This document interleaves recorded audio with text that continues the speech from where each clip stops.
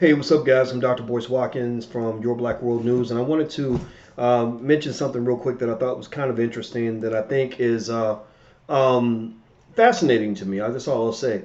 You guys know about what's going on with the rapper ASAP Rocky. ASAP Rocky is locked up right now in a Swedish jail or something like that, and it's kind of interesting because basically he didn't deserve it. You know, it was an injustice. But a lot of black folks, you know, we took a survey, and a lot of black people don't really care, mainly because a couple of years ago, ASAP Rocky made some comments about the black community that people didn't appreciate, basically saying that he didn't feel any obligation to be an activist or to even care about what was happening in the hood or with black people. He just wanted to rap about, you know, drugs and women and everything else and spending money and fashion and, you know, really silly things, you know, just the kind of stuff that I believe bastardizes hip hop. Well, anyway, chickens come home to roost.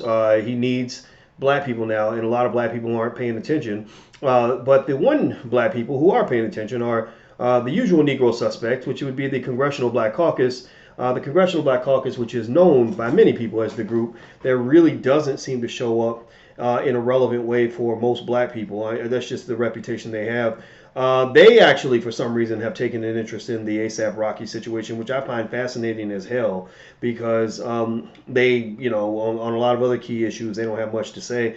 And anyway, they are going out of their way to do something for a guy who has made it clear he doesn't want to do anything for black people or doesn't care. Go look at the quote. The quote's pretty terrible. And I'm reading here on TMZ, and it says ASAP Rocky's human rights are being violated by Swedish officials who have been holding the rapper in jail for nearly 2 weeks, so say the members of the Congressional Black Caucus.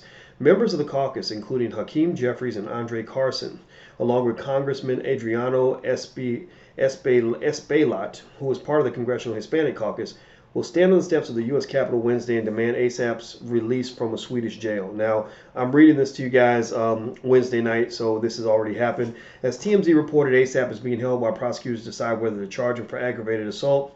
He and his crew, they did attack a man on the streets July 1st, but only after the man harassed and physically attacked ASAP and a bodyguard and allegedly grabbed a woman's butt. In fact, ASAP tried to defuse the situation to no avail.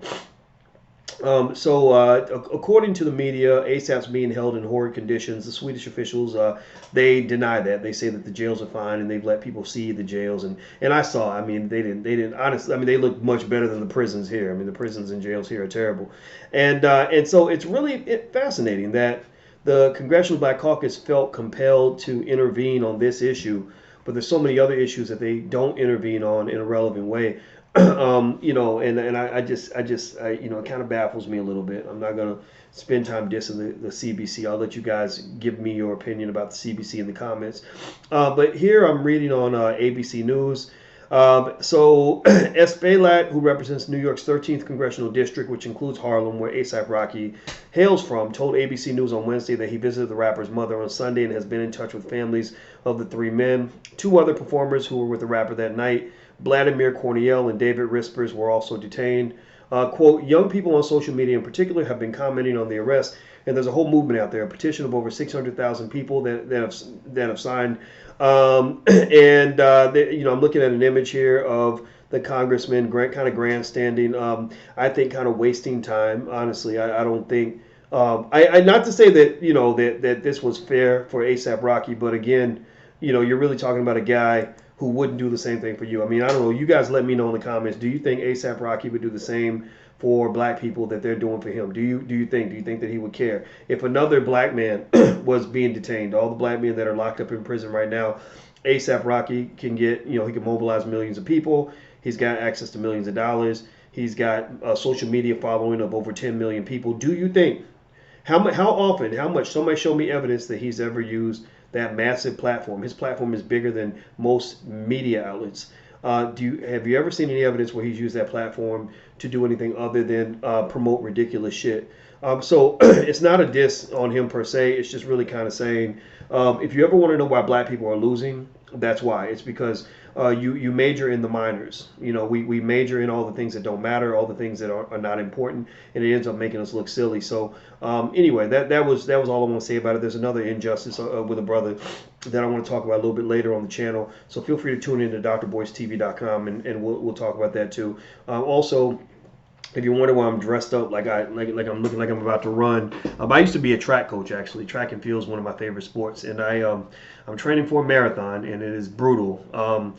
But I want to do it because I want to be healthy. I don't want to be a black man who goes out like a sucker, because I didn't take care of myself. If I go out, it won't be because I didn't try. So in your own life, make sure you at least try. Just get up and do a little bit more than what you did yesterday. You don't have to be an Olympic athlete. Just do a little bit at a time. So I'm going to encourage you guys to take that Black Health Challenge.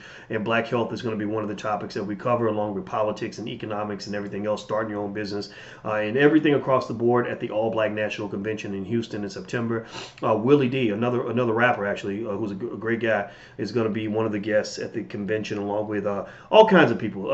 Oh gosh, we've got some Michael Imhotep from the African History Network, Vicky Dillard from Fly Nubian Queen, Nicole Price, a leadership expert. A lot of great people will be there. Nicole Compton, an attorney who will teach people how to start their own business. So feel free to go to allblacknationalconvention.com. That's allblacknationalconvention.com. And you guys know I'll be in Chicago July 28th. So that's drboycechicago.com. So I'm out of here, guys. Take care. Have a good night, and I'll see you soon. Be good. Peace.